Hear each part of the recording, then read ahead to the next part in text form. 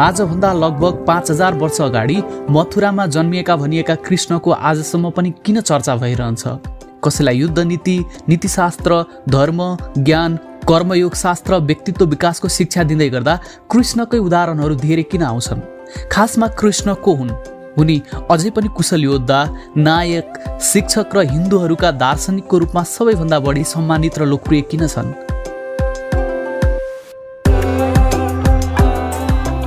कृष्णको बारेमा कुरा गर्दा महाभारत जोडिन्छ। महाभारतलाई संसारको सबैभन्दा ठूलो महाकाव्य मानिन्छ। यसरी हेर्दा कृष्ण 18 पर्व र 1.25 लाख ग्रन्थ संख्या भएको महाकाव्यका पात्र मात्र हुन्। तर केही विद्वानहरू यो मान्न तयार छैनन्। अनेक प्रमाणहरू समेत भेटिएकोले कृष्ण वास्तविक हुन् भन्ने उनीहरूको तर्क छ। बरु लेखनमा केही थपथाप भएको हुन सक्छ। फेरि कुन चाहिँ पुराना मान्छेहरूको इतिहासमा थपथाप नभएको होला र? उनीहरूको यो कुरा पनि सोचनीय नै छ। जे होस्, कृष्ण वास्तविक भए पनि उनीबाट हामीले सिक्न सक्ने केही महत्त्वपूर्ण कुराहरू छन्।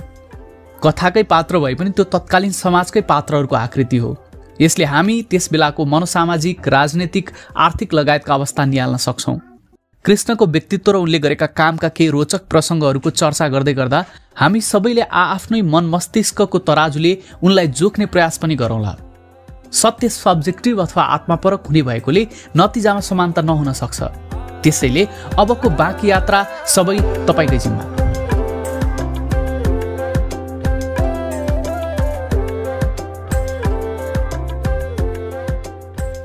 कृष्णको राजनीतिक र आर्थिक व्यक्तित्व। कृष्ण कृषि क्षेत्रबाट अर्थव्यवस्थालाई मजबुत गराउनुपर्छ भनेर पशुपालन लगायत कृषिलाई सहयोग हुने कामहरू र कृषकलाई प्रोत्साहन गर्ने काम गर्थे। यसैबाट देशको सम्पन्नता र रोजगारीको सुरक्षा हुन्छ भन्ने उनको विश्वास थियो। प्राकृतिक जीवन पद्धतिबाट जीवनयापन गर्दा सबैको हित हुने उनको ठम्याइ थियो। राजनीतिक व्यवस्थामा पनि कृष्णले नौलो प्रयोग गरेका थिए। अन्यायी राजाहरूलाई दण्ड दिनु उनको लक्ष्य थियो, तर राज्य विस्तार जस्तो कामहरू उनले गरेको देखिँदैन। अन्यायी शासकहरूको वध गरेपछि त्यहाँका जनतालाई न्याय र आफ्नो पुरानै परम्परा सधैँ प्राप्त भइरहोस् भन्नेमा उनको ध्यान थियो। यस्तो परम्पराबाट सम्बन्धित देशवासीहरूको मनोबल उच्च रहन्छ र उनीहरूले आफूलाई सधैँ स्वतन्त्र ठान्छन् भनेर उनले यसो गरेको पाइन्छ। प्राचीन कालमा राजतन्त्र, गणतन्त्र, कुलसङ्घ, द्वैराज्य, वैराज्य, स्त्री राज्य इत्यादि अनेक प्रणालीहरू थिए। कृष्णले एक छुट्टै राज्यको पनि स्थापना गरेको पाइन्छ। त्यसको राजनीतिक प्रणाली त्यस बेला सञ्चालित अन्य प्रणालीभन्दा फरक थियो। उसको शासन सामूहिक निर्णय प्रक्रियामा आधारित थियो। प्रजातान्त्रिक तरिकाले छानिएका वृष्णि वंशका व्यक्तिहरूले शासन गर्थे। ग्रन्थमा यसलाई वृष्णि वंश शासन प्रणाली भनिएको छ। कृष्णले कंसलाई मारेर मथुरा कब्जा गरेपछि कंसका अनन्य मित्र मगधराज जरासन्धले कंस हत्याको बदला लिन मथुरामाथि 18 पटकसम्म हमला गरे। अन्तिम पटकको हमलामा प्रतिरोध नगरी कृष्णले मथुरा छाडिदिए। त्यसपछि कृष्णको नाम रणछोड दास रहन गयो। माखनचोर नामले पनि परिचित कृष्णले घिउ दुधमा बालबालिकाको पहिलो अधिकार स्थापना गरेर बाल अधिकारका प्रतिपादक बनेका थिए भनिन्छ।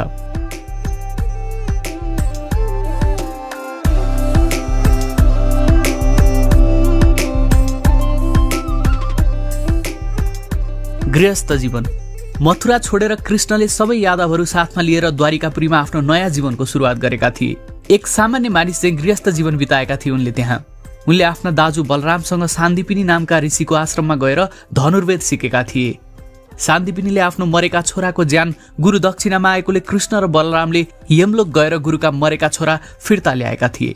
धनुर्वेद पढेर घर फर्केपछि कृष्णले विभिन्न स्वयंवरहरू जितेर रुक्मिणी लगायतका 8 वटा रानीलाई विवाह गरेका थिए भने भौमासुरले थुनेर राखेका 1600 राजकुमारीहरूलाई भौमासुरलाई मारेर जेलबाट मुक्त गरेका थिए।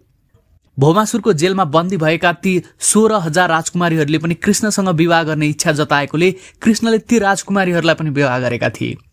यसरी कृष्णका रानीहरूको संख्या 1608 पुगेको थियो भने प्रत्येक रानीबाट 8 छोरा जन्मेका थिए। अहिलेको नेपाल अथवा भारतमा भएको भए कृष्णलाई बहुविवाहको कसुर पक्कै लाग्ने थियो होला। शक्ति नै भए पनि अहिले 1608 श्रीमती लुकाउनु अथवा सम्हाल्नु फलामको चिउरा चपाउनु जस्तै हो। कृष्णले भीमसेनद्वारा आफ्नो शत्रु जरासन्धलाई पनि मराएका थिए भने शिशुपाल, सालव, दन्तवक्र, विदुरथहरूको वध गरेका थिए। त्यसैगरी बाणासुरसँग युद्ध गरेर उसको घमण्ड उतारेका थिए। यसैगरी उनले महाभारतको युद्धमा आफू नलड्ने भएर धर्मात्मा र सत्यवादी भनिएका पाण्डवहरूका भाइ अर्जुनको सारथी बनेर उनीहरूलाई जितसम्म डोर्याएका थिए। कृष्णले आफ्नो गृहस्थ जीवनमा अधर्मी मानिएकाहरूको नाश गर्ने र धार्मिक मानिएकाहरूलाई साथ दिएको वर्णन गरिन्छ। उनले आफ्नो एकजना बचपनका साथी सुदामालाई गरिबको जिन्दगीमा बाँचेको देखेर धनले भरिपूर्ण गराएका थिए।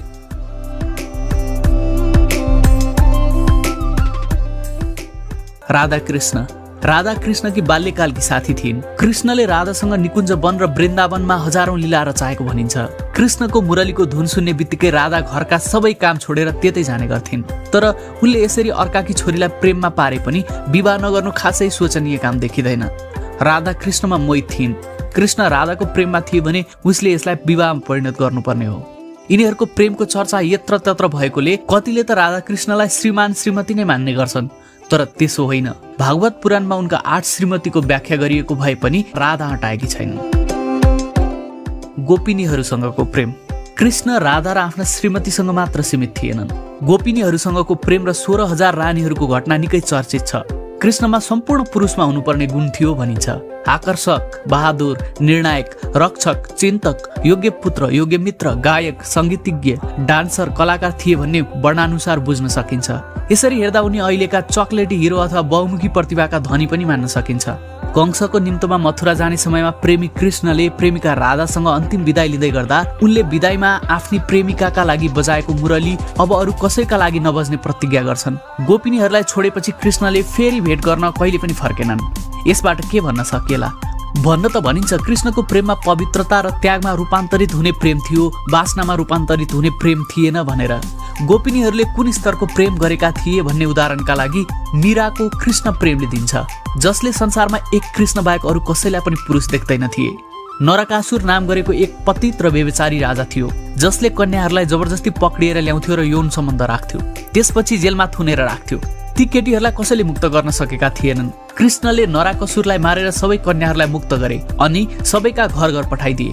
घर गएका केटीहरू पुन कृष्ण कहाँ फर्केर भन्न थाले कि उनीहरूलाई न त समाजले स्वीकार गर्यो न त परिवारले। अरू कसैले पनि विवाह गर्न मानेनन्। हजारौं नारीहरूको यो क्रन्दन सुनेर कृष्णले तत्कालै निर्णय गरे, तिमीहरू आजदेखि कृष्ण पत्नी भयो र कृष्ण पत्नी भएपछि तिमीहरूको सम्मानको जिम्मेवारी पनि मेरो भयो। महाभारतमा कृष्णको भूमिका। महाभारतमा पनि कृष्णको महत्त्वपूर्ण भूमिका देखिन्छ। उनले कौरव र पाण्डवहरू बीचको विवाद युद्ध नगरी मिलाउन सक्दैनन्। उनीहरूको सरसल्लाहमा युद्ध सुरु हुन्छ।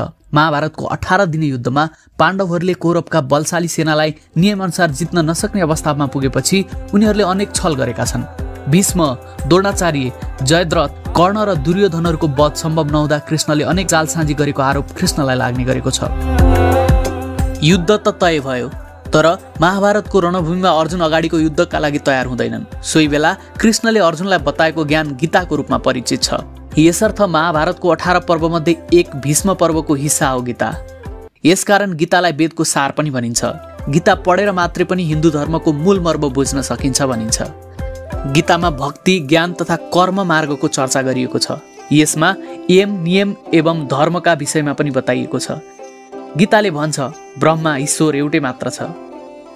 गीतामा प्रकृति, सृष्टि, जीव विकास क्रम, हिन्दू सन्देशवाहक क्रम, मानव उत्पत्ति, योग, धर्म, कर्म, ईश्वर, भगवान, देवी देवता, उपासना, प्रार्थना, यम, नियम, राजनीति, युद्ध, मोक्ष, अन्तरिक्ष, आकाश, धरती, संसार, वंश, कुल, नीति, अर्थ, पुनर्जन्म, जीवन व्यवस्थापन, राष्ट्र निर्माण, आत्मा, कर्म सिद्धान्त, त्रिगुणको कल्पना, सम्पूर्ण प्राणीप्रति मैत्रीभाव आदि कुराको जानकारी पाइन्छ।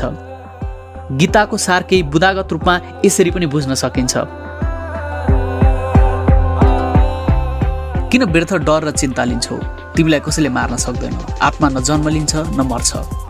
जे भयो त्यो राम्रै भयो, जे हुँदैछ त्यो पनि राम्रो हुँदैछ, जे हुनेछ त्यो पनि राम्रै हुनेछ। तिमी भूतकालको पश्चाताप नगर, भविष्यको चिन्ता नगर, वर्तमान चलिरहेको छ। तिमीले के लिएर आएका थियौ र तिमीले हरायौ। तिमीले के पैदा गरेका थियौ र नाश भयो। तिमीले केही लिएर आएका थिएनौ। जे पायौ यहीँबाट पायौ, जति दियौ यहीँ दियौ। जे आज तिम्रो छ त्यो हिजो अरू कसैको थियो, भोलि अरू कसैको हुनेछ। तिमी यसलाई आफ्नो सम्झेर मग्न भइरहेका छौ। यही नै तिम्रो दुःखको कारण हो। परिवर्तन संसारको नियम हो। जसलाई तिमी मृत्यु सम्झन्छौ त्यही जीवन हो। मान्छे जन्मन्छ, केही समय यही रहन्छ र मर्छ। मृत्यु गन्तव्यको यात्रा हो। तिमीले जे गर्दैछौ यो भगवानलाई अर्पण गर्दै जाऊ। यसो गर्नाले तिमीले सधैँभरि जीवनमा मुक्त भएको आनन्द अनुभव गर्नेछौ।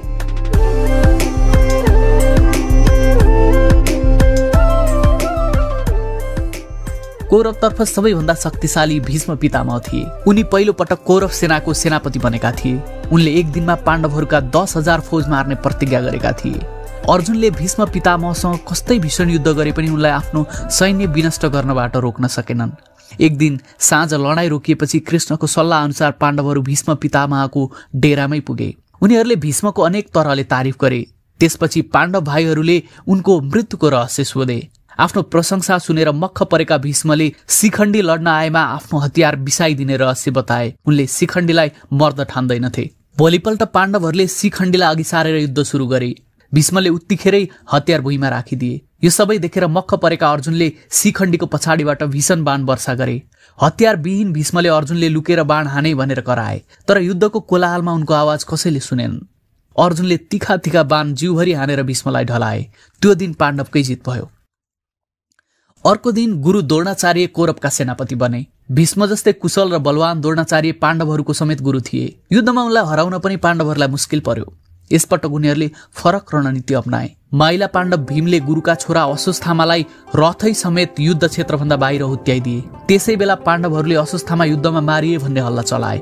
गुरु द्रोणलाई छोराको मृत्यु शोकले मर्नुपर्ने श्राप थियो। उनले ऊ मारिएको हो कि होइन भनेर पत्ता लगाउन सत्यवादी भनेर कहलिएका युधिष्ठिरलाई सोधे। युधिष्ठिर धर्म सङ्कटमा परे। उनले नरो वा कुञ्जरो अश्वत्थामा हतोहत अर्थात् अश्वत्थामा मारियो हात्ती हो कि मानिस एकिन भएन भन्ने दोधार कुरा गरे। ठिक त्यतिखेरै कृष्णले शङ्ख फुकिदिएको हुँदा गुरुले अश्वत्थामा मारियो भन्ने मात्रै सुने। छोरा मारिएको युधिष्ठिरकै मुखबाट सुनेपछि उनलाई विश्वास भयो। उनले त्यही समाधि लगाएर प्राण छोडे। धृष्टद्युम्नले निष्प्राण शरीरमाथि तरबार प्रहार गर्यो। गुरु द्रोणाचार्यको मृत्युपछि कर्ण सेनापति बने। अर्जुनलाई मार्ने उनको जीवनको एउटै धोको थियो। उनका लागि उसँग पर्याप्त अस्त्र शस्त्र र मन्त्रहरू पनि थिए। ऊ आफ्नो विजय हुने कुरामा ढुक्क थियो। लडाईँका क्रममा युद्ध क्षेत्रभन्दा बाहिर उनले अर्जुनलाई मार्न भनेर एउटा शक्तिशाली बाण हान्दा त्यो बाणले अर्जुनको घाँटी छिचल्नै लागेको बेला कृष्णले रथलाई जमिनमा धसाए। बाणले अर्जुनको मुकुट मात्र काटेर गयो। अर्जुन बाँच्न सफल भए। अर्को दिनको युद्धमा कर्णको रथको पाङ्ग्रो कुनै कारणले जमिनमा फसेको थियो। उनी रथबाट ओर्लेर पाङ्ग्रो छुटाउन लागेको बेला अर्जुनले कृष्णको आदेशमा उमाथि बाण चलाए। कर्णले आफू हतियारविहीन भएको बेला बाण नचलाउन अर्जुनलाई भनिरहेका थिए। अर्जुनले कर्णलाई उसले गरेका पाप कर्म र नीचताहरू स्मरण गराउँदै तिखा तिखा बाण हानेर त्यतिखेरै कर्णको शरीर छियाछिया पारिदिए। अर्जुन अन्यत्र युद्धमा व्यस्त भएको बेला कौरवले चक्रव्यूह रचना गरेर अर्जुनका छोरा अभिमन्युलाई मार्छन्। यो खबर सुन्ने बित्तिकै अर्जुन पुत्र शोकले मूर्छा परे। अभिमन्युलाई मार्न बाण हानेका कौरव पक्षी राजा जयद्रथलाई घाम डुब्नुभन्दा पहिले मार्न नसके आफै जलेर मर्ने प्रतिज्ञा गरे। यता कौरव पक्षले जयद्रथलाई अत्यन्त गुप्त स्थानमा लुकाएर राखे। राजालाई मार्न नसके जलेर मर्ने कसम खाएका अर्जुनलाई मार्न बाध्य पार्ने उनीहरूको रणनीति थियो। अर्जुनले दिनभरि भीषण युद्ध गरेर कौरवका सेनाहरू सखाप पारे, तर जयद्रथ कतै भेटिएन। सङ्कट आउन लागेको देखेर कृष्णले एउटा जुक्ति रचे। उनले आफ्नो सुदर्शन चक्रलाई आकाशमा गएर सूर्यलाई छेक्ने आदेश दिए। हेर्दा हेर्दै घाम डुबेर साँझ परेको सबैले देखे। प्रतिज्ञा अनुसार प्राणको आहुति दिन बलेको चितामाथि चढ्न तम्तयार अर्जुनलाई कृष्णले उक्साए। क्षेत्रीहरूले आफूलाई बचाउने सारथी हतियार कहिले त्याग्दैनन्। आफ्नो गाण्डीव धनु सँगै ल्याऊ। पाण्डवका वीर अर्जुन आफै मर्न लागेको देखेर कौरवहरू र तिनका पक्षधर खुसीले हौसिए। अर्जुन चितामा चढेपछि कौरवले लुकेका जयद्रथलाई आफ्नो शत्रु जलेर मर्न लागेको हेर्न बोलाए। जयद्रथले भिडबाट यसो टाउको उठाउने बित्तिकै कृष्णले सुदर्शन चक्र खिचिदिए। झलमल्ल घाम लाग्यो। कृष्णले भने, अर्जुन, तिम्रो शत्रु जयद्रथले टाउको उठाएर तिमीलाई हेरिरहेको छ, चलाऊ बाण। अर्जुनले निमेषभर पनि ढिला नगरी एकै बाणले जयद्रथको शिर छेदन गरिदिए। यी 5 महत्त्वपूर्ण योद्धाहरूलाई मार्ने कृष्णका 5 छलहरूको निकै चर्चा र आलोचना पनि हुने गरेको छ। कृष्णको अन्त्य। महाभारतको युद्धको कारण कृष्ण भएकोले कौरवकी माता गान्धारीले कृष्णलाई जसरी तिमीले गुरुकुलको नाश गरायो त्यसरी तिम्रो कुलको पनि आपसमा लडेर नाश होस् भनेर श्राप दिएकी थिए। गान्धारीको श्रापको प्रभावले एक दिन यादवहरू जंगलमा शिकार गर्न गएको बेला दुर्वासा ऋषिको आश्रममा पुगे। गान्धारीको श्रापका कारण धर्मात्मा यादवहरूको बुद्धि भ्रष्ट हुँदै गयो। त्यसैले उनीहरूले दुर्वासा ऋषिको तपस्याको परीक्षा लिने विचार गरे। यादवहरूले कृष्णको छोरा साम्बालाई महिलाको पहिरन लगाएर दुर्वासा ऋषिको अगाडि गएर यी महिला गर्भवती छन्, यिनको गर्भबाट छोरा जन्मन्छ कि छोरी जन्मन्छ भनेर सोधे। दुर्वासा ऋषि स्वभावमा निकै रिसालु थिए। यादवहरूले यसरी आफ्नो अपमान गर्न खोजेको थाहा पाएर उनले यी महिलाको गर्भबाट यादव कुलको नाश गर्ने एक मुसल पैदा हुन्छ भने उनको श्राप अनुसार यादवहरू आपसमा लडेर सिद्धिए। यसरी तुलनात्मक रूपमा असल भनिएका पाण्डवहरूको रक्षा गर्दै गर्दा उनीबाट पनि धेरै गल्तीहरू हुन पुग्यो र त्यो गल्ती आफ्नै वंशको अन्त्यको कारण पनि बन्यो। यादव कुलको नाश भयो भन्ने खुसीले कृष्ण एक पिपलको छायामा विश्राम गर्न थाले। जरा नामको ब्याधाले टाढैबाट कृष्णको खुट्टा देख्यो।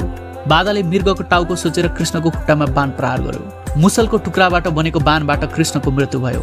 जरा ब्याधा मृग मर्यो भनेर खुसी हुँदै कृष्णको शरीर भएको ठाउँमा पुग्यो। कृष्णको खुट्टामा आफ्नो बाण लागेको देखेर खुट्टामा समातेर माफी माग्यो। यो देखेर कृष्णले जरालाई भने, म राम हुँदा त बलिपुत्र अंगद थिइस्। मैले छल गरेर तेरो बुवालाई मारेको थिएँ, त्यही पनि तैँले मलाई रावणसँगको युद्धमा धेरै सघाइस्। रावणको मृत्यु पश्चात मैले तँलाई इच्छा अनुसारको वर माग्न भनेपछि त्यो बेला मैले तँलाई म कृष्ण भएको बेला मार्न भनेको थिएँ। त्यही भएर तेरो बाणको प्रहारबाट म मरे। यसबाट तँलाई कुनै पाप लाग्दैन भन्दै कृष्ण वैकुण्ठ गए भनिन्छ। यसरी 120 वर्षको उमेरमा श्रीकृष्णको देहान्त भएको भनिन्छ। तपाईँ छुटेका कुरा सुन्नुहुँदैछ। हामी अर्को भागमा यसको बाँकी समालोचनात्मक व्याख्या लिएर आउनेछौँ।